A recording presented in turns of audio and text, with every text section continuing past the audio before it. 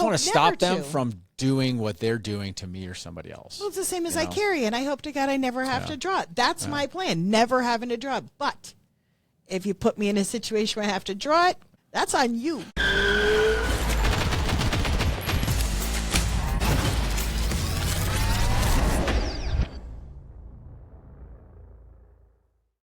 Welcome to Lock and Load Podcast. My name is Josh. And I'm Michelle. And we talk to you about Connecticut 2A issues. Today, we have Frank from Patriot Performance Shooting. I was going to call it Frank's Performance Shooting. It might be.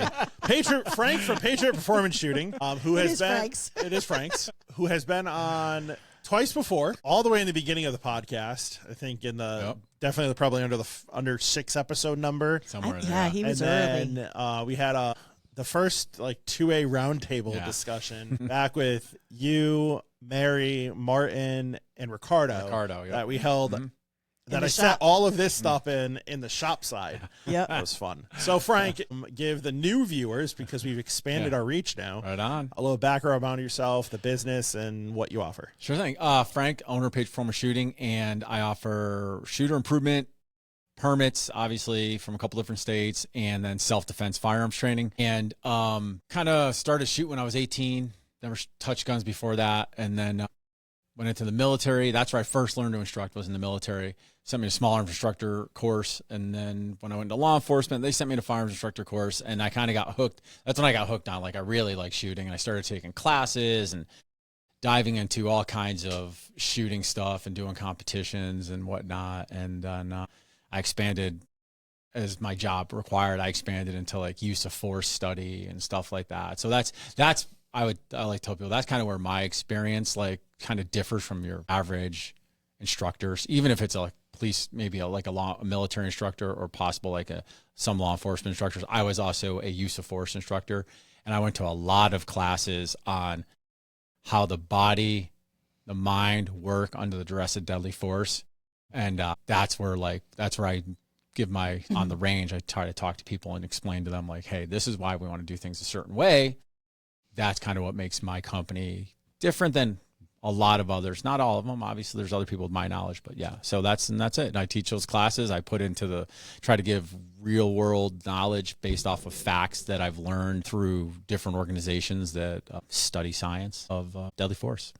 And it is, when people have not done any of that, it's mind-blowing, I think, to a lot of people, how your body will truly react. They're like, oh, I got this. And then all of a sudden, you don't got this. Years ago, we were one of the test classes for USCCA it was originally called 6 Things You Didn't Know When the Police Arrived, which is a horrible title. USCCA, unfortunately, when they come out with new stuff, their titles are not the best. And it talked about those 6 things at the end, but the whole beginning portion was how your brain and body works under stress. And that's where I had to learn the word amygdala. I had no idea how to say that word. And we just winged the class in front of like 40 people, Diesel and I, for the first time, because I got the curriculum like an hour or 2 ahead of the class. It was one of those free ones. Yeah, right. Yep. So like, all right, whatever. But that curriculum is very interesting to teach people how their brains and bodies works under stress. So tell your viewers what amygdala is. It's part of the brain. Just so that, because now you've I don't have the definition. Out. I got the word. Okay. I'm not a dictionary over here. There's a whole. Well, just because you threw it out. Yeah. It's how your brain inputs data and processes the data, and how your brain will protect itself from, we'll say, trauma. Yeah. Mm-hmm. There's a long route and a short route. You know, this stuff's on USCCA's website. Right. Well, and take a class with Frank. Right. And I'm sure he's going to teach you better stuff than the word amygdala. If you're taking any of the USCCA pistol permit classes and you buy the home defense, concealed carry home defense book, it's in there. Yeah. It's in there, right? And it's on their website, in their training stuff. And then there's you take class with me. I'm not going to give you all the scientific stuff. I'm not going to take the time to memorize that stuff.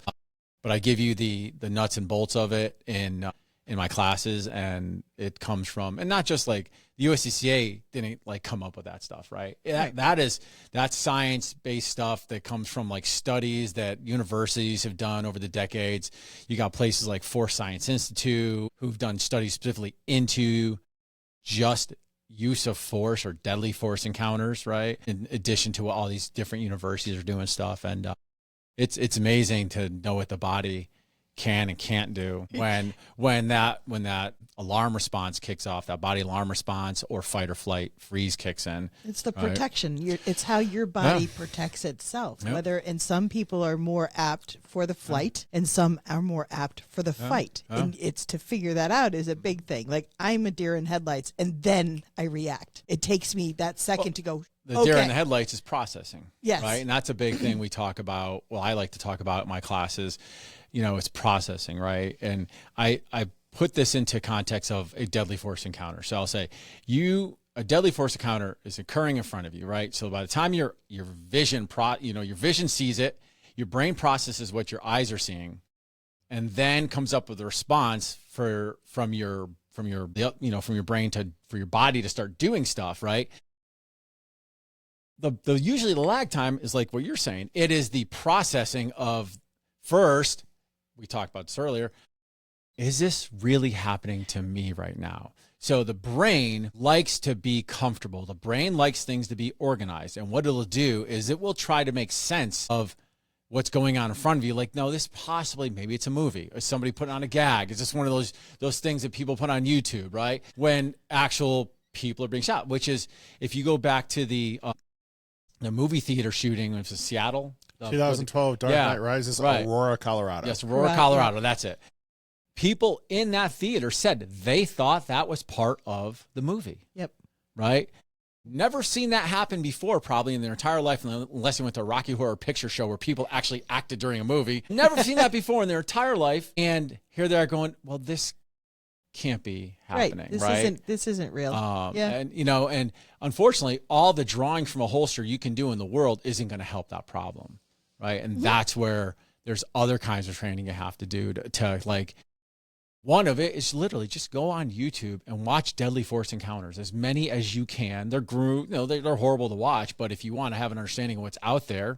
Well, if they're on YouTube, they're probably not horrible. Reddit might be bad. My daughter belongs to I don't know if it's a YouTube or a Facebook, Instagram, something where it is all gruesome stuff. And this whole group of people, they put that on there. That's where it is. There's a few different like social media platforms you can go on. I used to belong to one for a guy that because I like a lot of military stuff, that was putting on like stuff from Russia and Ukraine, and it was on a separate platform, and then you could show whatever you wanted. It showed the gruesomeness of what's going on. So I'm guessing that there. kind of numbs it out or makes it almost a norm. If you see it enough, your brain doesn't go, wait. So what it does is it lets you have an understanding of what's out there, right? Once you know what's out there, right, then you can be like, okay, there's a probability that this could be real because I've seen it happen before, right? Versus I've never seen this happen before. Now your brain is trying to go, let me fit this into this to make it normal,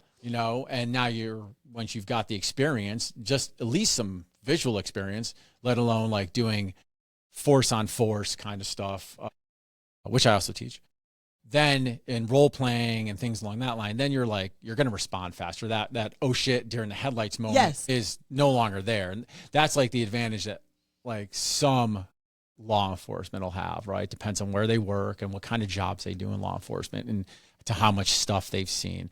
Military people, they're overseas. They're like, unless it's a dude dressed in a robe with an ID on his chest or something, or an AK, they're going to be less likely to respond, or they even might have that oh shit moment unless they study, like I'm telling you to do, like unless they're studying what really happens out in the world. Yeah. And that's the biggest problem, is that gap. Yeah. Situational awareness, right? Huge. Yep. Huge. And Lost the art. lack of situational awareness with people in society today is utterly amazing. Yes. Especially when you walk onto a cruise ship. That is, you No, got it's people walking anywhere. down the hallway, stop, turn around. I'm like, what are you doing? I'm in stores and stuff. People will be walking on an aisle. Yep. You'll be behind them, and they'll just stop. And there's no way around them because there's another person stopped next to them. So you're sitting there trying to be patient and nice and wait for these two people as they look at what fucking fruit they want to pick out, not caring the fact that there's two people behind them that want to go past And they've blocked the whole thing. Yeah, and they blocked the whole thing. They do it on the road. Yeah. People stop in the middle of the road. I don't think it's inconsiderateness, intentional being inconsiderate. I think it's a lack of awareness, right? Just general awareness. Not even like somebody's going to hurt me awareness, or are there any dangers here awareness, but like who's around me? Who's standing next to me? Is this person going to pickpocket me? Right. Are they watching me to see if I'm going to be an easy mark when I leave the store? Are they following me around to see what kind of decisions I make, to see if they're going to kidnap me or if they're going to take my child when I leave the store? No, everybody thinks they're fine Oh, yeah. until they're not. Right. So Michelle and amazing. I were down in New Orleans in February. Oh, yeah. 2 days post Mardi Gras on Bourbon Street. We did a podcast from there. It was a short one, but I remember. Lots of people. And was it the first night or the second night we went out to the bars that were there? The first night. The first you night? guys That's a good got, time. second night for me, Second- but first night for yeah. you. And so I was warned about pickpocketing. Yeah. So all I had was one card and I think my ID. Like I stripped my wallet. Yep. And I think I had it in my back zipper pocket. Yep. Zipper pocket. Yep, zipper right? pocket. Zipper pocket. Because I was wearing like these kind of shorts. They was zipper. And but paying attention to the many people was super duper fun. And then like Well, you watch the ones with barely anything on, and they have a pocketbook, and they're in heels that are like this tall, and they're walking along, and and they're half of them are loaded, and you think, dude, you're a mark. Like in all day long, you're the mark. It's terrible. It's not uncommon for, everybody wants to relax at some point. Yes. And you kind of have to at some point. But just don't do it all the time, or do it as little as possible. If you're going to be like, hey, I'm here in Bourbon Street one time ever. We walked or all something over. like that. But My husband with a walked all over infant. the place. Okay. Yeah. Oh, yeah. Yeah. So You not had not to that night, first of all, for the people watching. We did not bring the infant to the bars. He stayed with grandma and grandpa in the hotel room. But we walked, my husband and I walked everywhere. I was always, it's just because you can feel when people are behind you, and I like to have the space. I've learned enough not to let people come up on me. And, my husband be like, where are you going? Now, granted, I did trip and fall and kill myself on the, sidewalks. And apparently the locals all go, hey, welcome to New Orleans. We all do that. So Sidewalks are horrible. on that aspect, we're pushing a stroller. We were going to that like The steakhouse. yeah, that time, that too. That was fun. I was thinking about the burger place the night after, but Okay. both of them basically the same thing. You're watching out for people, right? I got my wife, I got my parents, we got Matt and Michelle, I got my infant, right, in the stroller. So And I'm worried about his parents. Yeah, I wasn't. Like they were on the lower priority. I got the wife and the infant. That's the more priority. And so you gotta navigate people. You gotta navigate the horrible sidewalks there are. Yeah. And you got to watch out for assholes. Now, thankfully, the only thing you didn't have to watch out for the most part, was cars, because like the later it got, the more they put up those like Jersey barriers. Yeah. So at least like you're not dodging those, which is fun. Driving down there was super duper fun. And I wouldn't do I've it, driven God in New bless him. Orleans. It's with when I full size pickup truck type we had, thing, and we had that a took a Jeep cab. we had the Wagoneer. Yeah, I know. We rented a Wagoneer for the space, and nothing's made for big down there. Not in that little, not in the French Quarter, at least. that was rough. No. So going back to not story time there, situational awareness. Yes. Trying to teach somebody that, it's something I feel like you have to learn. It Right? is. You have to You can give them the basics, but they have to apply it and learn off of their application. Every as day. far as I'm concerned. And they're going to want to have to, obviously. So, that's like when I was in law enforcement, that was a thing we would try to impart into new officers, and some didn't care, right? And some cared, right? And just, again, human nature. Mhm. You can't get around it. People will try to get away with as little as possible when they can. But some people were super cautious, and like, you'd be like, hey, did you see that over there? And they're like, see what? And I'm like, what were you looking at? Like, were you looking at the burger sign? Nobody cares about the burger sign, right? Nobody cares about that right there or that. I'm like, you should be looking at the people, the cars, and looking for violations of the law when you're driving and down the looking street. for squirrely shit. Like if somebody's acting squirrely. Anybody that might be getting ready to violate the law, anybody that is violating the law, and anybody that might be a danger to themselves or others, right? Yep. And I to this day, I mean, I've been out for eight years now, and I still constantly, if I'm driving down the street, I'm searching, I'm looking, I walk in somewhere, I'm constantly looking, and it's casual. It's not like, I'm like, it's just casual. My eyes are darting here or there, processing what's going on. And I'll be like, it's routinely with my family, I'll be like, hey, did you see that? And they're like, no. I'm like, oh, there was a domestic going on across the street. Or, hey, there was just a drug deal right there. Or, hey, look at that person. They're completely intoxicated. They're about to walk into the street. And they just, no, they miss it. Most people just don't see that stuff because they don't understand. Like, there's a lot that goes on around you. And when you do start looking for it, it's quite interesting. My husband, That's for sure. My husband does watch. But there's a lot of times I go, hey, did you see that? Or I'll point out a good-looking chick because, like, that I'm that wife. I'm like, did you see her? And he'll go, No. And I'm like, He's dude. lying. But I'm like, he doesn't have to lie. I don't care. But I'm like, you gotta watch that shit. You're missing it, you know. Yeah. But there's other stuff. He'll see that I go, really? You saw that?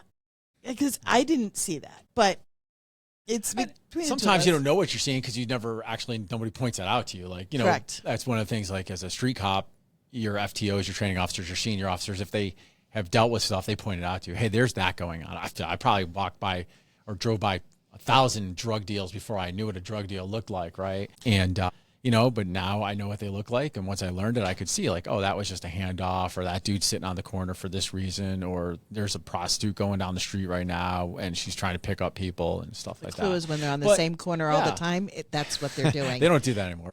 But and people are like, oh, you must be paranoid. I'm like, no, not really. I'm not worried about these things. These things don't worry me. I don't go around like, my God, is this going to happen? But I understand that they can happen. I understand they happen to anybody. Doesn't, you know, like your ticket can get punched at any second of any day.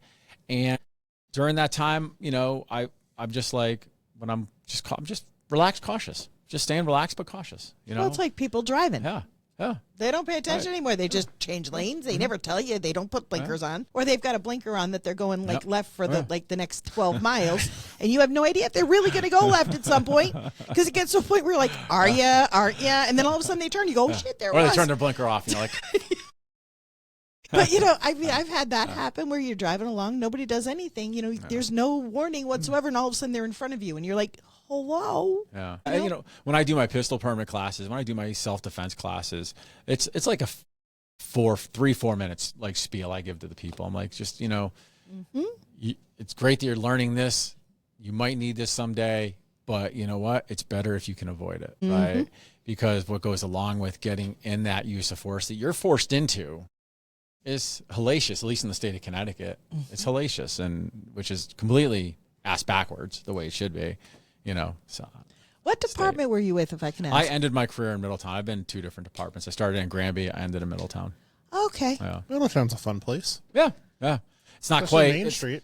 Main Street wasn't bad. I mean, they got smart over the years. They moved off of Main Street, a lot of them, and they moved into apartments and stuff. And I mean, cell phones kind of killed that whole street vibe, you know.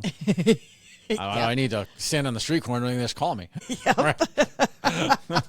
Yes. Yeah. Especially in the cold weather. Yeah. I mean, still stuff goes on, like, you know, but Middletown was a good department. It was just enough. Just enough. It could have been a little more for me personally, but it wasn't like New Britain or Meriden. I mean, I used to listen to the scanner for Meriden, and I'd be like, man, why am I not a Meriden cop right now? As Todd calls it, murder den. Yeah, exactly. Well, and apparently it hasn't slowed down. So, you know, it's still going. Will. Yes. Never will. But people don't inherently get better. No. No. Huh. Yeah. You can give them all the shit in the world. They're not going to go. They just take it. And they still do the same ass. Well, I think that's part of the problem. We give them a lot of stuff. That's a big problem.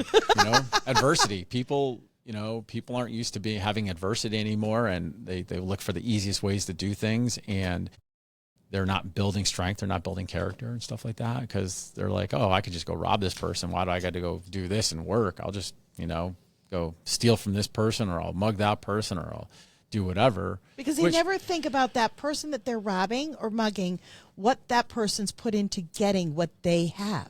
Wrong. They know. They don't care. That's even worse. That's the thing. So, like, that's the difference between criminals and crazy people, right? Crazy people just are in a different world. That's when they learn, because Middletown, we used to call it mental town, because a lot of crazy people, they just don't know. And I used to feel bad for people that had alcohol issues and drug issues that were crazy and weren't criminals. Criminals, you knew. When you met the criminals, you're like, yeah, this person just doesn't care. Right. They don't care about you. They don't care about your kids. They don't care about anything except them and their immediate surrounding. And that's it. And they will do whatever they have to do to make themselves better, and they'll step on and hurt whoever they have to do.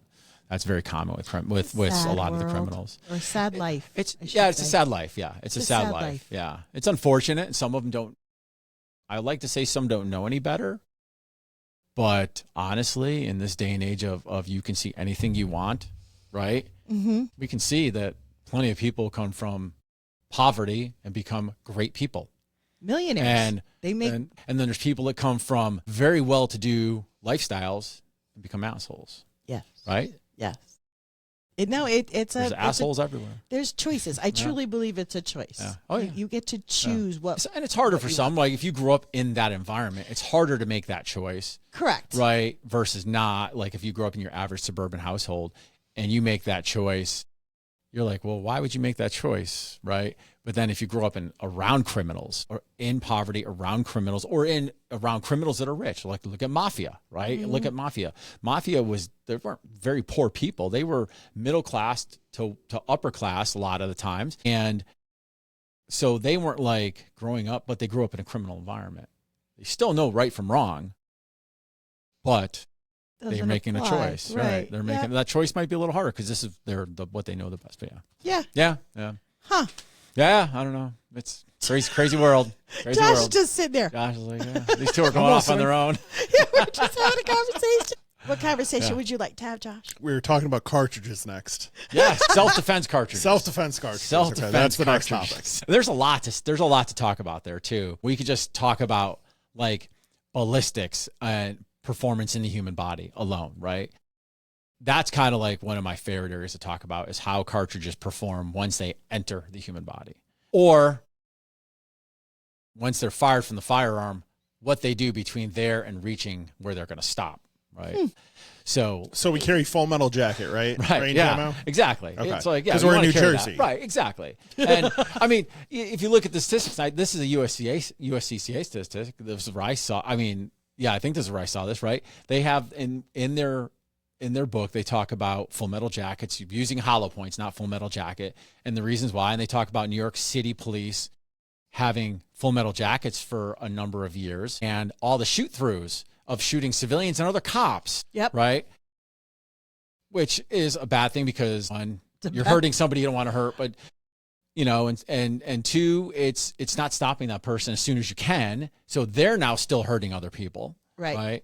Yeah. And it's not just handgun rounds, like hollow points for handgun rounds. Let's talk about shotguns for a second, right? Everybody's like shotguns. I love shotguns. Shotguns are great.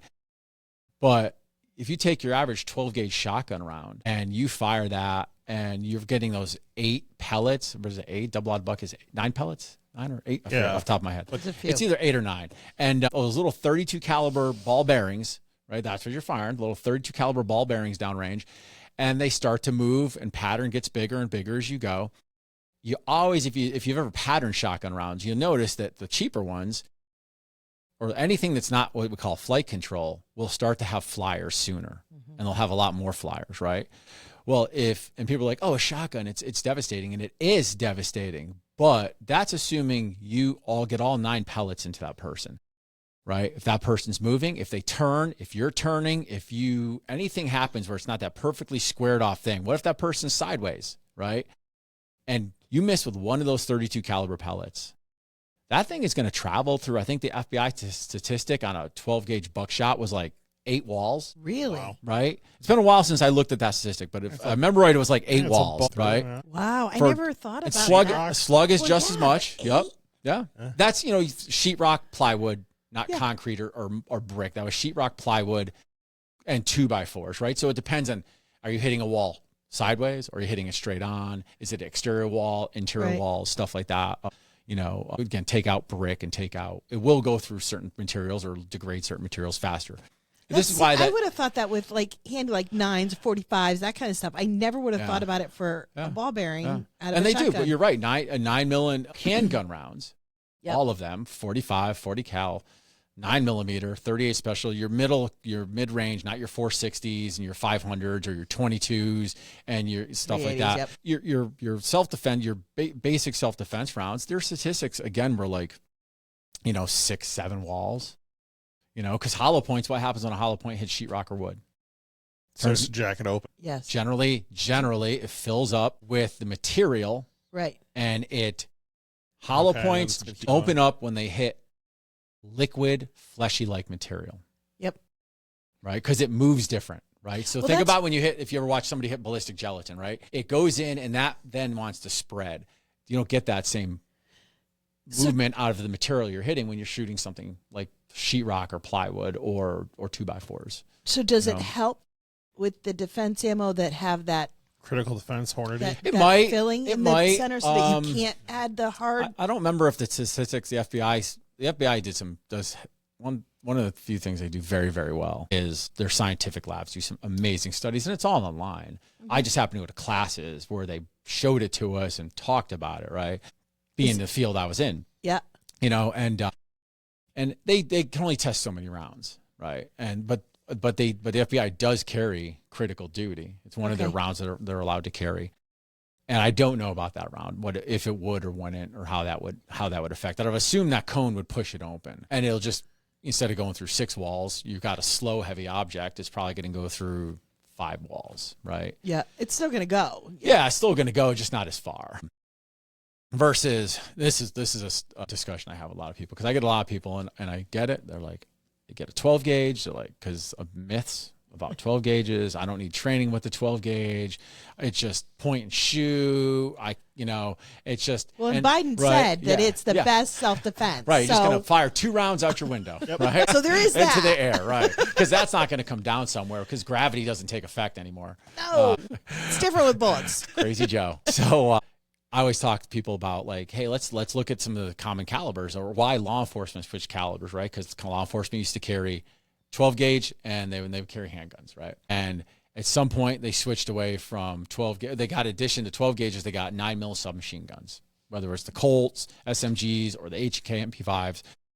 They switched. So now they had 2 different kinds of long guns. They had their SMGs, they had their shotguns, and they had their handgun. And then the FBI lab, or ballistics labs, did these giant tests, and they ended up choosing 5.56/223 round, right? Because they're like, well, if we look at the cartridge and how it performs when you miss somebody, right? If you miss somebody, so urban environments, right? It doesn't go through as many walls, right? Because everybody thinks, oh, it's a rifle round. It is, but it's going at 3,200 feet per second out of the muzzle versus 950 for a 45, or 1,100 or 1,200 at best. 1,200 at best generally for a 9mm, or a 12 gauge shotgun, which I don't even know what the velocity on 12 gauge shotguns, buckshot or slug rounds are. But you have this light, fast round, and what happens when it hits something? It destabilizes. Then it yaws, and it shrapnels. The faster it's going, the more pieces it turns into. Right? So those pieces are now much lighter and slower, and they end up stopping sooner. So you might go through 2.5, 3 walls, maybe with a 5.56 if you miss somebody on average. Versus 6, 7, 8, 9 with the others, right? Right. And you both shot AR-15s or Mini 14s, or you pick your 5.56 platform. The platform is irrelevant. CT others, right? Your platform is irrelevant. But if you're shooting a 16-inch gun, and you're shooting ammo that's coming out, at 2,900 feet per second, recoil is lower usually than what people deal with a shotgun. Not a sub gun, but a shotgun. And then you got it shouldered, and people tend to be more accurate with those firearms, right? I mean, I remember our police officers, some of the police officers I used to deal with, in any course I went to, or in my teaching of my officers or other department officers, they're not all crack shots with their handguns. I don't know if people out there know this, right? They're not all crack shots, right? I love the way he puts that. All right. And it's unfortunate, because sometimes we're getting 8 hours of training a day, and that 8 hours consists of get to the range, get the class set up, so everybody sit down. That's included in the 8 hours, right? And then they'll have to go through use of force, right? They'll have to go through a few other policies that they have to deal with, and then they'll go shoot for a little bit. But then they have to clean their firearms, right? And they have to take lunch, and they're going to get their coffee breaks or water breaks or Monster breaks, whatever it is they're drinking these days, right? So what are they getting? 3 hours of training in that day, assuming that their instructors are actually training them and not just saying, hey, qualify, because qualification isn't training. I mean, it is a little bit, because you're shooting, but it's really a test of your ability. And then I throw an AR-15 in their hand, and they couldn't hit a 10-inch paper plate at 15 yards, some of these people, with their handgun. I give them an AR-15, and they're whacking a 10-inch paper plate at 100 yards. Yep. Right? And if, in the round at 100 yards, the round is still a very extremely devastating round for lethality when it comes to the human body. They don't need to fire a ton of them because it is so lethal that it's a lot more lethal than 9mm, not 12 gauge shotgun if you're shooting somebody within like 25 yards and you get all 9 pellets in them. But you're going to shoot somebody with a 12 gauge buckshot at 100 yards or a slug at 100 yards. How many people shot their slug shotgun that don't hunt at 100 yards? No. Right? They don't even know where that round's going to land. Yeah. So, yeah. So, an opinion on you. What do you think? I mean, I know you've been out of the PD for a while now, but because of all the new recruits coming in, like I know I see a lot of young guys coming in for off-duty stuff, and they're carrying and they're doing all this, compared to even 20 years ago where an officer had their duty weapon and it was their duty weapon. Yeah. They didn't go shooting. They didn't go do anything. They didn't play, range day. Do you think that more and more of the officers are maybe better now because you have more coming in with more? They're more, I guess, gun That's going to be up enthusiasts? to their training program, honestly. Okay. You're dealing with a demographic of people that probably live near your store, right, or work near your store. It all depends on each individual department. The academy does a pretty decent job with dealing with officers in mindset. Like, hey, you got to be prepared, not just on duty, but off duty and stuff like that. But they don't teach them any off duty stuff. It's not like they're teaching them how to draw concealed or something, right? No. They're just teaching them duty holster stuff. But, I'd like to believe it's moving. From what I've seen, I'd probably say that I've seen a few more officers, maybe a little bit more a lot of my officers used to carry off duty, quite a few of them when I was working. So I can't say, I'm not around them enough to say that more of them are carrying off duty or are gun savvy, right? Shooting savvy. I mean, I was seeing a lot of officers come in 8 years ago, 10, 12 years ago. They were young and they didn't really want to train. Some loved it. I guess it's like anything else. Some loved it and some didn't. Some embrace it and some don't. And you can see it in the police shootings. Who is the person that trains with their firearm and when they use it and who's not, right? I mean, I've seen some police shootings where you can just see the officer go into panic mode, right? And then you see a little ones where the officers completely calm, cool, collected. Now you have to take in reason, do they have the similar experiences? Is both this like their first time being in a deadly force encounter versus this is this person's 7th time and this is this person's you got Sleepy first, Town right? versus urban. Right, or, exactly. Or, motivation and what do they want to, it's just, and so I'd say it's hard for me to say. So it all just kind of, all right. I don't think much has changed, honestly, too much. I've been at the range while the police are training. Yeah.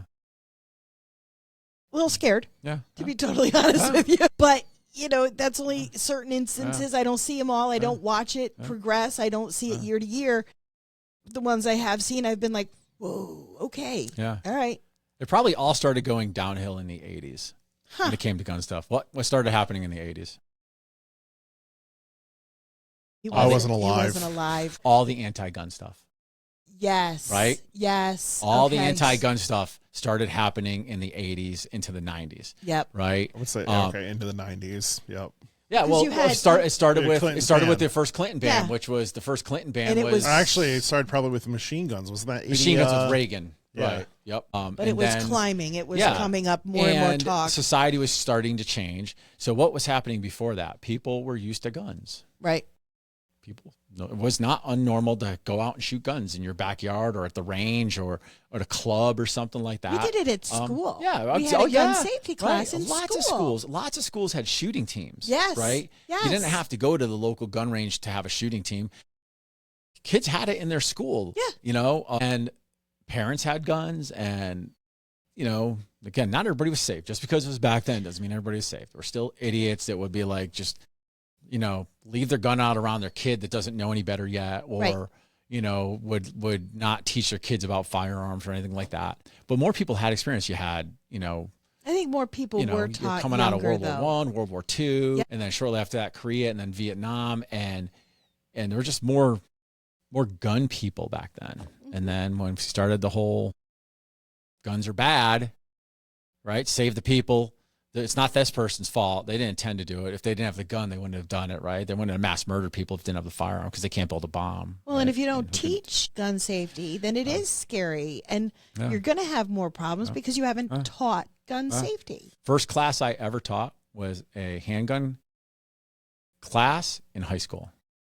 I had a speech class, and so I was 18 my senior year of high school, and you could get your permit back then when you were 18. Yep. And so I got my permit, and I asked my teacher, so, hey, can I bring in my handgun? It was my brother's handgun. Oh, it's a handgun, not even a rifle. Right. Could I bring in my handgun and do like a class on my handgun, like safety or something? Yeah. I just taken the NRA class and stuff, and she's like, yeah, just come lock it in my closet in the morning. Tell the school police officer too. This is Newington, Connecticut, right? Tell the school police officer and lock it in my closet. I was friendly with the school police officer. She's like, yeah, no problem. I locked it in her closet, brought it out. You know how it is, you pull out a gun in class, and all the kids were like, when's this going to be over? My God, this is so boring, right? High school kids, right? Yep. Nobody was like, oh my God, you know? Yep. Because that was still the time frame when it was just starting to happen. So people weren't like scared of, they were scared of people. They weren't scared of an instrument. We used to have rifles in the back of the cars going to school, and after high school, we'd go to the pits and go plink in the pits with the rifles that we had. You know, nobody ever thought twice about it back then. It's been a big deal. No. So, well, why do all these parents forget that? I don't know. Well, I mean, there were a lot of people who didn't deal with guns back then, right? Yeah. A lot of families didn't have guns. My family never had guns when I grew up. My brother was it just the first wasn't taboo. My brother was the first one to have a gun. He was a little over a year older than me, and I was like, that's cool. You know? Yeah, I think what it wasn't that everybody had guns. I think the people that didn't have guns didn't. They didn't see it as an evil object. No, they were like, okay, so they have it. You don't. Okay, we're cool. I don't like them, but no I was problem. more scared of a Ouija board than I was a handgun or a rifle or a shotgun back then. I started shooting at like 5. And then you could have shot the Ouija board. But like even with my daughter, now my daughter was a year older than the kids in Sandy Hook. So she was, and we knew kids. So, we went through all of that.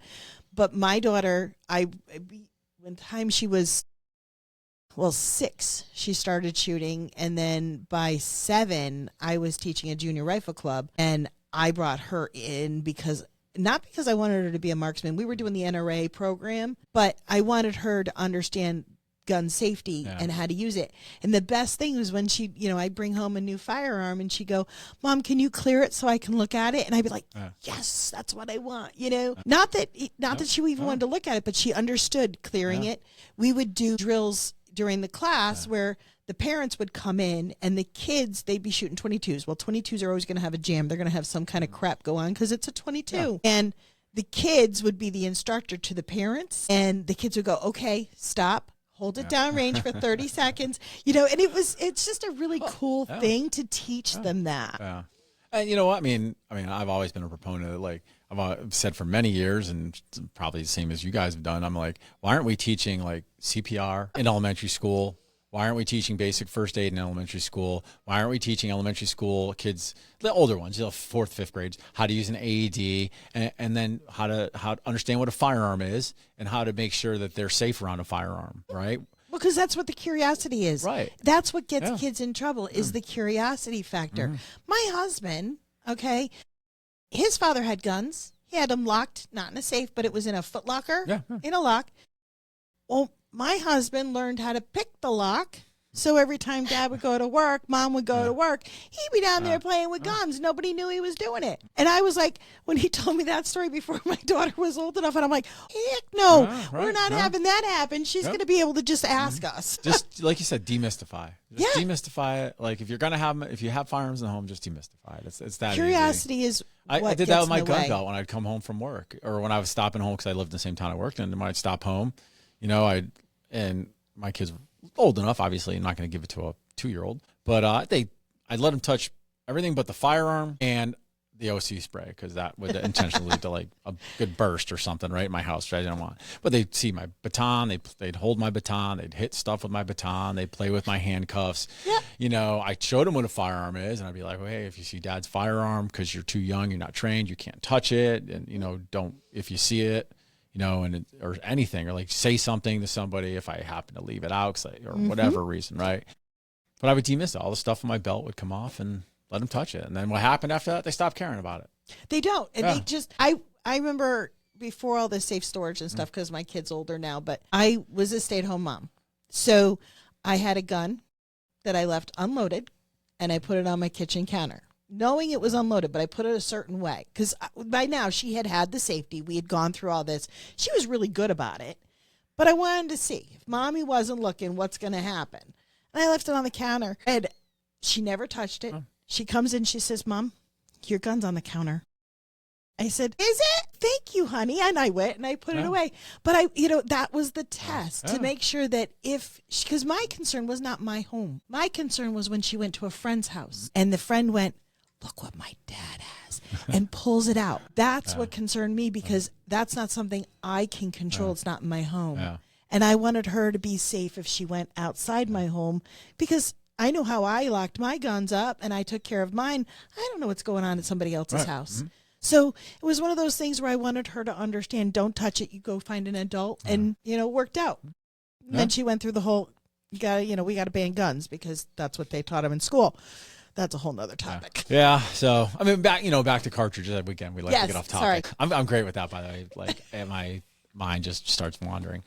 It does make a difference what kind of ammo you're using when it comes time for self-defense. I was helping a guy get his Rhode Island permit the other day, and he unloaded his carry rounds, and it was one mag was good, all hollow points. The other mag, the top 2 rounds were hollow points. The next it was a 7-round mag, because it was SIG 220. I think it's a 7-round mag. Yep. The next 5 rounds were like ball ammo, which probably not as big a deal with a 45 ACP, but the concept is still there. Right. Was he doing it on purpose? So you had I didn't ask him. I learned a long time ago just not to ask. Some people I know it was an older gentleman, and I'm just like, what? I know people in the past, they'd be like, oh, I'm going to do a hollow point, then a ball, then a hollow point, then a ball. I've seen people do that. I'm like, I've done it where it's been more of a deep hollow point and then a shallow hollow point and a deep hollow point. So I've staggered them that way. I don't know if it makes a difference. I don't do it anymore. I mean, what are your hollow points when they make hollow points? When they design these hollow points at the factory, what are they designed to do?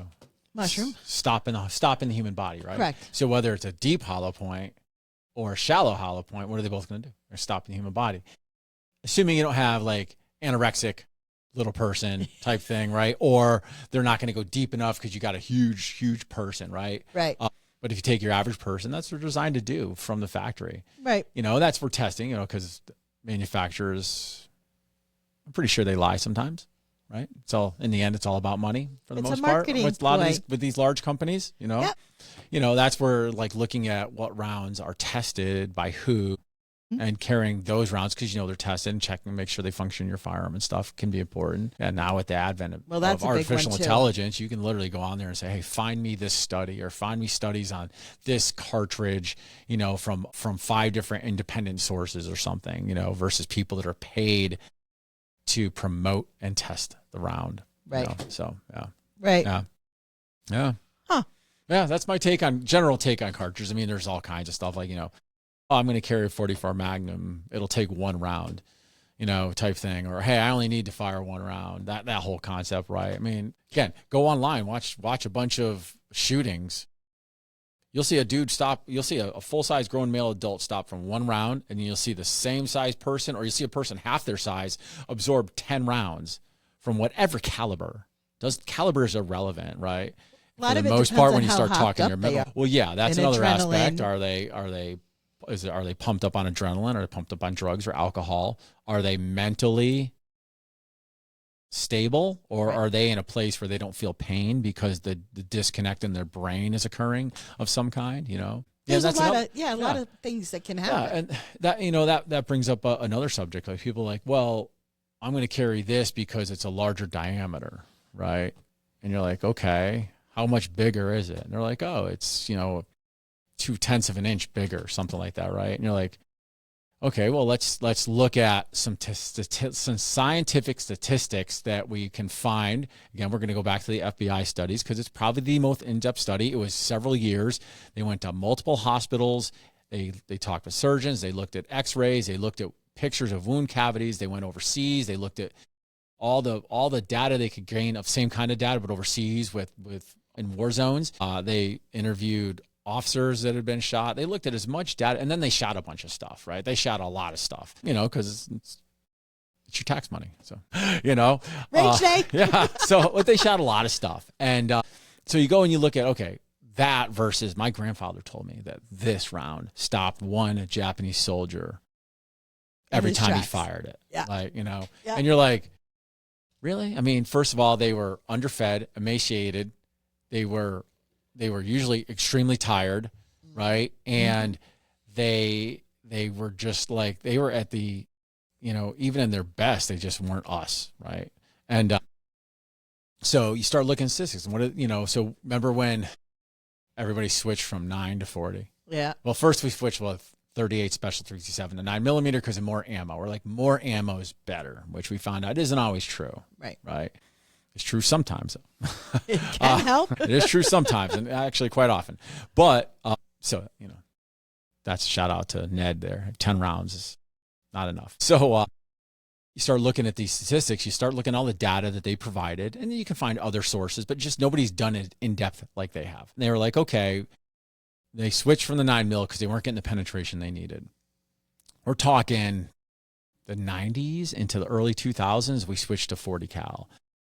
Slightly larger round, a lot more energy, a lot more velocity, a lot more energy. And we're like, okay, this will penetrate better. Mm-hmm.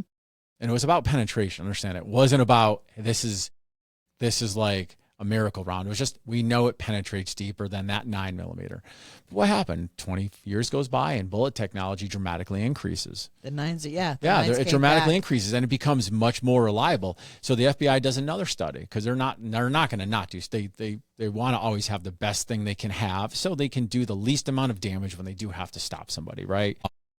So they looked at the totality of a number of things. They're like, not only the lethality of the round itself, they looked at how many rounds can I carry in my Glock 22 versus my Glock 17, right? This holds 15, this holds 17. Oh, we get 2 more rounds with this gun. How often do we do maintenance on this gun versus this gun? Oh, we do a lot more maintenance on the 40 caliber gun because of the amount of energy that round produces. It does a lot more to the gun. The springs wear out faster. Mm-hmm. Your trigger pins, all your internal springs, they're all going to wear out faster, right? And they're like, so the officers can carry more ammo. We have to do less maintenance on the guns, and the 9mm had less recoil than the 40 or the 45 or the 357 SIG. Everybody remembers the 357 SIG, right? I was just gonna ask. And I don't know if the Secret Service even carry that still. They used to carry it. Them in Block Island. Those are the 2 departments I knew that carried it. Block Island. Interesting round. Yeah. And it's got a ton of energy. Yeah. But it was like a 40 cal casing, neck down to a 9mm projectile. Yeah. And they tested all these rounds, and they came around back to a new conclusion. And they're like, okay, the officers they're having less troubles with recoil. Mm-hmm. They're shooting faster. They're not flinching. For the officers that do flinch, not all of them flinch, obviously. For our agents that do have those issues, you ever want to see a really funny thing? Go watch the average FBI agent qualification, not the HRT team, not the SWAT guys that are local, because they have local SWAT teams and stuff. Go watch the average agent, the dude that goes in and does accounting, or the guy that does forensic evidence stuff. Watch them. I've been privy to that. It's like, you're like, this could be like the firing line of Blue Trail, or any gun range for that matter. It could be any gun range, not just Blue Trail. I go to Blue Trail most often. It could be any gun range, right? Yeah. And you're like, this looks like the firing line of your average gun range. Holy fuck. Yeah. And So, but they looked at all this stuff, and they're like, okay, our officers can now shoot faster because the gun's not driving as high, or they don't have to control recoil as hard. Therefore, this is kind of another aspect that I put into. So say you've got that, we talked about processing. We're starting with this with processing earlier, right? So by the time you process the information in front of you, your brain comes up with a response, and you implement your response. By the time you start pressing the trigger, how much time do you have left? Probably a second and a half after the draw to get on target. If you're lucky, you got a second and a half, maybe a second to a second and a half, right? Let's say it's a second. How many rounds can you put down range in a second with a 45 ACP versus a 40 Smith & Wesson versus a 357 SIG versus a 357 Magnum versus a 38 Special versus a 9mm? Not plus P, but maybe plus P, right? Right. With or without a Glock switch, because, 1,200 rounds a minute. We're talking about... sorry. We're talking about legal statistics. Fucking China. But yeah, so how much time you have? Now you've got like this 1 second. And what the FBI came down to is they're like, the other thing that matters more than bullet size is how many holes you can put in a person's body. Right. The more holes you put in the body, the sooner you stop the person or the more likely they are to give up, right? Correct. Well, if your gun recoils less, you're going to get an extra round off, maybe 2 extra rounds off. Right. Right? So the diameter, they said the diameter is a lot less important than getting more rounds off. Now, if you can shoot both guns just as fast, which I don't know too many people that can shoot both guns, all these calibers, at the same exact speed. And if they are, they're probably shooting their 9mm really slow, Just like, right? And, they're like, that's more important. They're like, more holes is more important, right? And again, you need a round that's going to penetrate deep enough, right? So now you're starting like, okay, what is 38 auto going to do? 38 special. It doesn't have the velocity that 9mm has. And that, or 22. Oh, I'm going to carry a 22. It bounces all around the body. No, it doesn't. It doesn't bounce all around the body. It doesn't have enough energy to do that. It goes through. Yeah, it goes in. Okay, if it hits a rib cage, it's going to ricochet like most rounds will, unless the round's big enough to break through the bone. But if it hits the bone, it's going to ricochet. It's going to come to a stop pretty soon. Maybe you get out of a 22, maybe one more ricochet at best, but it's leaving a hole like that big, and it's got no energy, so it's not doing you're not giving a bunch of temporary wound cavity issues. You're not getting a bunch of copper jacket coming off, creating more wound cavities. 22 is one of those, if you plan, which I say this in quotes, you plan and you're going to hit a relevant spot, and that's all that matters. But in reality, you can train all you want. The target doesn't move. Yeah. The person it and the does if you come to my stress. classes. Well, yes, but the Give it like on a fishing line. You're like, I bought a moving target system. oh, okay. Yeah, I bought a moving target. But if you think about it, you think I can do that. I can hit kneecaps. I can put them down. I had a guy say, I'm just going to shoot him in the leg. I had somebody say that to me. I thought that was dead. I thought that myth was dead. No, it's not. Just shoot him in the. Can't you shoot him in the leg? I'm just going to shoot him in the leg. So many people say that all the time. I don't want to kill him. I just want to stop him. I don't want to kill him either. My goal is to stop them. In the end, that's my goal. If they die, that's their fault for putting me in that situation. My goal isn't to kill anybody. I don't want to kill anybody. I just want to stop them from doing what they're doing to me or somebody else. Well, it's the same as I carry, and I hope to God I never have to draw it. That's my plan, never having to draw it. But if you put me in a situation where I have to draw it, that's on you. Right? That's not my fault. Right. But, I want to say about 22, right? To the people out there that, have problems with recoil and stuff, I'd rather have a 22 than nothing. If a 22 is what you can use, you're going to have to plan on putting 11 rounds into the person's face. Honestly. Yep. That's what you're going to want to do. Because which is still a small area. Right, which is a small area, and it moves a lot. People are headshots. I love how people that train headshot. I'm going to shoot him twice in the chest, and then I'm going to shoot him in the head. So what do you think is going to happen to the head when I shoot you in the chest? It's probably going to move a little, right?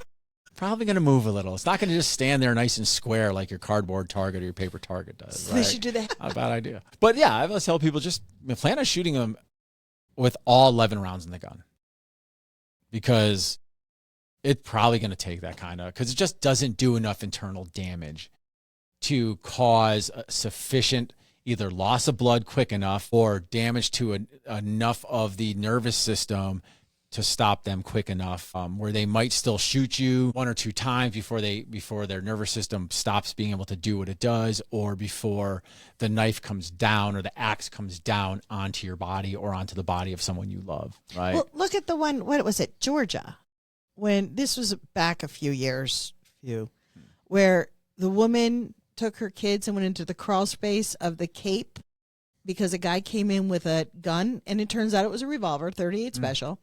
No, that's not. She had a 38 special. So he came in and she said, "Stop, I have a gun." He came all the way up the stairs, came into the house. She literally put all 5, because the 38 special only had 5 rounds, all 5 head and neck. And then he left, literally left and drove. They got him a mile down the road because he had to pull over because it finally started kicking in. That's a lot of time. How devastating do you think the 7.62 round is, AK-47 round? Probably pretty devastating, right? Large round, goes fairly fast. Look at all of the soldiers from Vietnam through the GWAT that have been shot multiple times and still did crazy stuff while they had 7, 8, 9 bullet holes. I mean, Yep. one of our Medal of Honor winners who was rescuing people on an LZ in Vietnam, going back and forth to a helicopter, got shot like 9 times with between, I don't know if it's SKS or AK-47, but with 7.62 by 39. No body armor, Yep. right? There was no plate stopping anything. He got shot 9 times, still pulled people, and he got burned, I think, as well, because he's pulling somebody out of a wreckage, if I remember right. Back and forth to the helicopter, right? Mm-hmm. I mean, that's how resilient the human body is. Oh, yeah. So that's why when people are like, oh, 1 round. Yeah, maybe. Sure, maybe. You know? I mean, I've seen people that were shot in the leg, and they're like, I want you to get this, but they're having full conversations, and it's like they're not even shot. And you're like, you know, you got a bullet hole in your leg, and they're like, I'm going to kick this person's ass when I find them. And, you know, and you're like, all right, well, let's take care of the bullet hole first. Here, take that bandage, put it on. I'll stand over here. Nothing like throwing band. Here, put that on your wound. Take that. Take care of that. I figure if they're breathing and they can move and complain, they can put bandages on their own wounds at that point. That's probably a good assumption. I don't want to touch you. Can't blame them. I was a cop. I didn't want to be a medic. There's a difference. There's a difference. What's Yeah. next? So now that we've talked cartridges, Yes. Where are we? you know what? Here's something I ran into the other day. Okay. Skills, any skill, and how often you use it, right? So I had a guy needed to qualify for something, and he's like, hey, I got to qualify. You know, I need an NRA instructor. I'm like, not a problem. So I set up the target. I said, you good? You know, I talked to the guy. He's a little bit older, did security work for a bunch of years, armed security and stuff and whatnot. And he's like, oh, yeah, I've been shooting forever, you know, and yeah, he's been shooting forever, but he stopped probably a number of years ago. Right. And so I'm like, do you want to do a warm up before we do this qual? And he's like, yeah, sure. So I put a blue circle about 3 or 4 inches big on a piece of cardboard. I stick it out on the holder, and I said, okay, go ahead, shoot the blue circle. And it's all that you got to do, right? And this is 21 feet away. The target he has to shoot at has to be 25 yards away. He's got misses at 21 feet that were like 8 or 9 inches, right? Oh, wow. And he had 2 rounds in the blue, out of, I think the 10 or 12 rounds he fired, he had 2 rounds in the blue circle. Good for right? him. And then all the rest were anywhere from an inch off the circle to 6, 7, 8 inches off the circle. And I was like, what do you think is going to be those rounds that are 3 inches off the circle? How far do you think they're going to be off on your target downrange? I mean, this is a little more than 3 times the distance we have to put this out at, right? And sure enough, I'm like, yeah, great. You've been shooting forever, right? I mean, you probably see in the store how many people come in. I've had a gun forever, and then they point the gun at you. Yeah. Right. Just a lot of idiots. Yeah. They're like, I'm like, well, you've had a gun forever. You know, you're 70 years old or 60 years old or even my age, 50, 55, something like that. Yeah. You've had guns since forever, but apparently nobody ever taught you anything about firearms. You just have, because there's these general rules we apply that make us safer. And you just pointed a gun at me. Well, it's unloaded. Does the rule say the gun's supposed to be loaded? Oh my God! If you're drives pointing, me nuts. right? If you're pointing an unloaded gun at me, I'm guaranteeing you're pointing loaded guns at people. Guarantee it. Guarantee 100%. I mean, how many times that happened to you behind the counter? Yeah. Well, this has to have been hundreds by now. Loaded only once. Yeah. Unloaded. Unloaded is what I was thinking. Yeah, right? yeah. I got to a point where I used to tell a customer, they'd be like, well, it's unloaded. Well, mine's not, and it will be pointed at you next time. And they go, you should watch their faces. They like totally turn and they're like, and I'm like, seriously, muzzle control a little bit, please. Yeah. I get some We're pretty good at stopping them from getting it out of the holster before they do that. Yeah, pretty much like that. And I'm like, stop. Like, you just, I'm a big dude. So, like, somebody yelling stop normally gets them to stop. All right. And then they do and then I'm like, I grab, right? Because they're doing a little 2-finger method here. And then we clear the gun to make sure. And I'm like, all right, continue with your question now. Yep. Yeah. And I was just thinking of the guns that you give them out of the counter that they're seeing, that they're going to look at, they're looking into buying. And it's like, that's the same thing. A gun's a gun's a gun. Loaded and they or not, pull it up, right? and you're standing across the counter, and they pull up and go, oh, I like this. And you're like, that happens all the time. Yeah, but at least I just checked the gun before I set it down. That happens a lot. They would do that, and I would automatically do this. And they go, what are you doing? I'm like, you're not pointing it at me. And I just take the whole muzzle and smush it down. And they go, well, it's unloaded. I don't care. Gun safety 101. And I get people in the classes who are supposedly gun savvy, you know, and they come to my classes, and I'll be like, you know, you just pointed a firearm at me. And they're like, I did? I'm like, yeah, you did. Right. I mean, it's gotten to the point where I have, like, when I set up a class at the range, at the outdoor ranges, I'll have a set of tables and I put in my pre-email that, hey, listen, when you get to the range, go to the tables. That's where your gear is going to go, at the tables. Right. And I don't allow people to just put their stuff anywhere. I want it at the tables, all pointed in the same direction. And I'd be like, don't pull out any of your guns until you know the downrange area is clear. Right. If you're not sure, come find me and see me, because I'll be down there setting up a target. I'll hear guns racking behind me, and they're pointed downrange where I am standing. Uh-huh. And you're like, yeah, no, this isn't going to happen anymore. So Yeah. Because it's going to be that one guy that brings their gun, thinks it's unloaded, and it's not. Yeah. It's because they go, oh, I didn't realize that. I mean, I know several people that have had negligence, and they're like, really thought it was unloaded. And I'm like, did you check? Yeah, I know someone too. As we look next door. I don't think you checked. I know of at least 3 that occurred at my last police department. One while I was there, 2 that happened right before I got there. Thought the gun was unloaded. Well, one was a clearing issue. They cleared it the wrong way. And then the other 2 were they thought their Glock was unloaded. And what do you got to do on some firearms to take it apart? You got to press the trigger. Bolt action guns. I saw it happen with 2 civilians now with bolt action guns when I was on duty. Bolt actions. Right? Because a lot of the bolt action, you got to press the trigger to take the bolt out. Yes.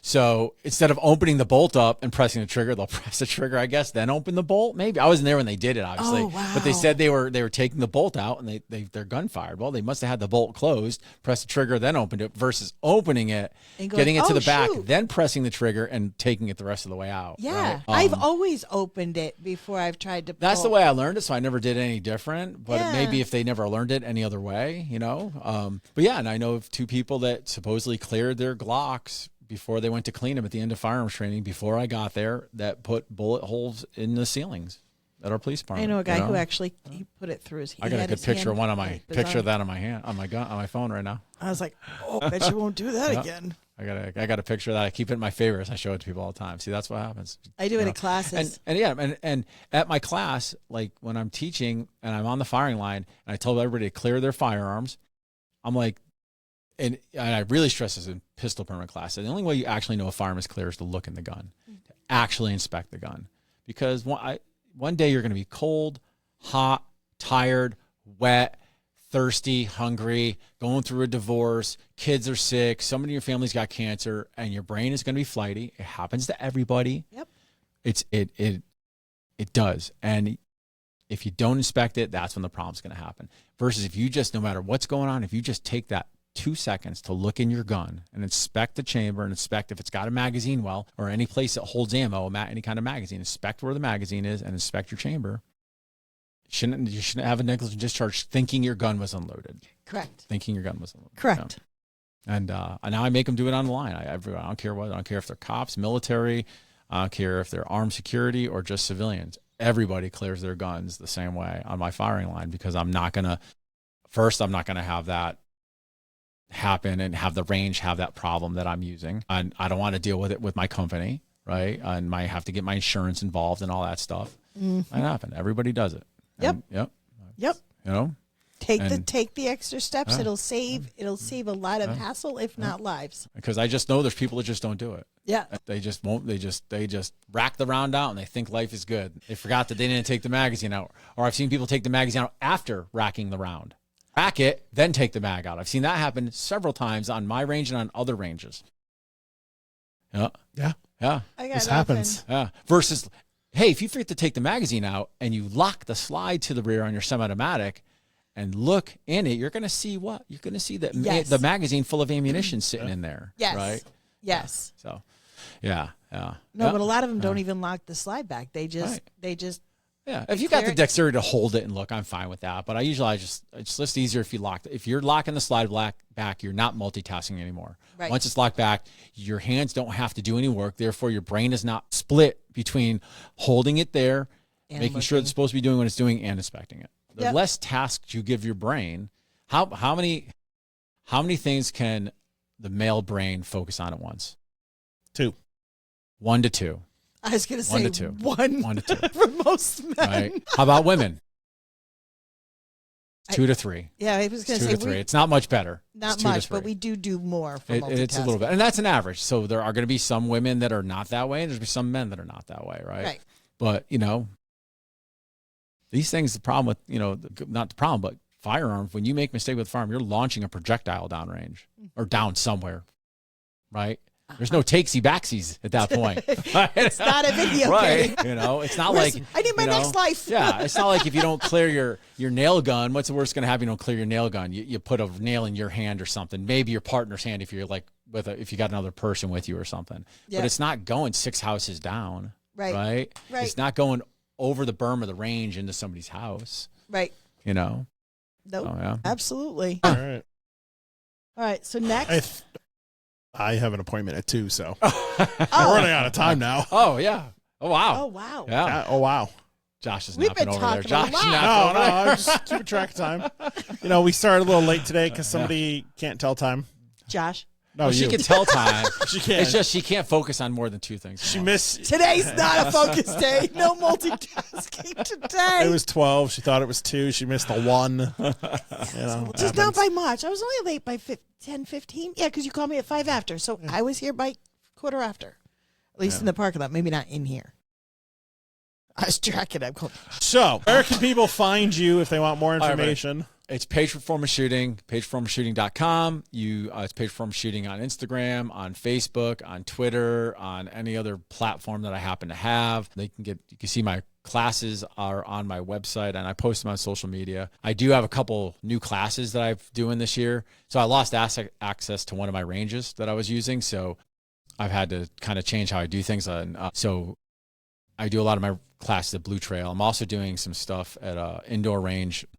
And I'm doing a concealed carry class. I've never done just a concealed carry class before. So I've had a few people ask me, so I'm doing a concealed carry. We're going to go over the skills of concealed carry and just that. That's like, if I'm going to do it, that's what the class is going to be about. It's going to be a deep dive into that. And then I added, I did get that. I was telling you earlier, I got a moving target system. Nice. And I'm buying some turners as well. Ooh. So I'm going to I have a class that I made up that is going to be about engaging movers and turners and taking, stuff like that. I'm big into visual cues, starting on, and like learning to go off visual cues when you start something versus auditory, because we're humans and we're generally visually based, and versus nobody's going to sit there and say, okay, go ahead, shoot now in real life, right? Usually it's something you see, right? But so I added a couple classes in for that, a Blue Trail range, and is it okay I say that? All right. Too late now. I mean, there's an edit button on there. Delete. And so I've got that class, and with I never figured Vital Defense. Blank on his name. He's a medic. Okay. And we're doing I do a class that I used to call Win the Fight. Now I'm calling it Move, Shoot, Treat. So it's going to be a 9-hour training day. It's going to start out with a very brief stop the bleed class, like a couple hours, just going over the nuts and bolts of stop the bleed. So if you've had a stop the bleed class, this is a refresher. If you haven't, it's going to be a very basic, this is how we do it. Then we're going to go into one-handed shooting, and including the, loading and malfunction clearance and stuff. And then we're going to put it together in some live fire drills where you have to use like awareness, situational awareness and stuff. Like you got hit, you got to engage any targets, and then treat yourself, but still be aware that a new target could pop up, or deal with somebody else who's injured. Because I do it with multiple people. And then at the end of the day, I'm hoping there'll be enough time for it. It'll be a force on force scenario where you have to apply medical, shoot one-handed, apply medical against a live adversary. How do you get the volunteer to be shot? It'll be me or the other instructor, or possibly a student. Okay. Yeah. Unless I could probably ask somebody to do it, but yeah. Usually it's such a short span that I'll probably just do it, or the other instructor will do it. One of the two of us will do it. Yeah. How many days a week do you do classes? So my 8-hour classes are 1 weekend a month, maybe three a month, sometimes 4. And then my private lesson, I do a lot of private lessons during the week, or a lot of private lessons, and on weekends. That's a good portion of what I do is private lessons. Thank you, Josh, for sending business my way, by the way, recently. That was appreciated. You, Todd, and Brooke. Yeah. So 3 instructors that send people to. Appreciated. Brooke's good. I've met her a couple times. Yeah. I shot with her once. She's a good shooter. Very squared away. Female, you know. Yeah, females. no, That's nice to have. I No, do, yeah, Brooke. people. Hey, I always tell send people go to people where to- you're comfortable. I send people Yeah. to you. I don't Thank know you. how I many appreciate come it. through. I do send them to Brooke, and then I Todd gets a lot of one-on-ones from here. Yeah. From like they got the permit or they want more, Yeah. you know, instructor stuff, and Yep. I don't Which have is the time good. for that. No, yeah. So, and that's what I use it for too, because I've never had the time to do the one-on-ones. Yeah. I can do a class here and there, but Yeah. I can do the one-on-ones, and I always was looking for good instructors to pass people off, because I tell everybody all the time, this isn't your class. Like, this is just getting you where you need to go. You need to train. Yeah. yeah. Yeah. All right. Yeah. All right. Well, thank you guys for having me on. I appreciate it coming as on again. always. Maybe Look forward we- to the next one. Maybe we'll do a large round table one day. That'd be with fun. Other people. Yeah, that'd be fun. The version 2, part Version 2, two of part the 2. yeah, Yes. That'd be fun. yeah. I need more equipment. More equipment. Yeah, It'll be a long day. it'd be a Yeah. fun day. 6 to 8 of us or something. That'd be fun. We could have a good time. My turn. To Anyways. call. Yeah. Anyways, So, there you go. Thanks for Thank coming you. on, Frank. Hey, thank you for having me again. Thank Appreciate you. it. Thank My you name's too. Josh, I'm Michelle. and we'll see you guys next time. Bye-bye. Bye.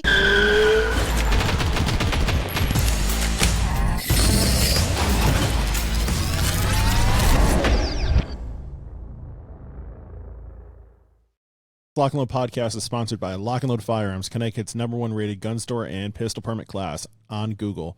Come check us out, 1573 Meriden Waterbury Turnpike in Southington. Lock and Load Firearms. Lock and Load Podcast is also sponsored by Patriot Wear Holsters, custom-made Kydex holsters locally made in Waterbury, Connecticut. www.patriotwearholster.com and use code LNL Podcast for 10% off your purchase. Orders available for shipping or pickup at various locations.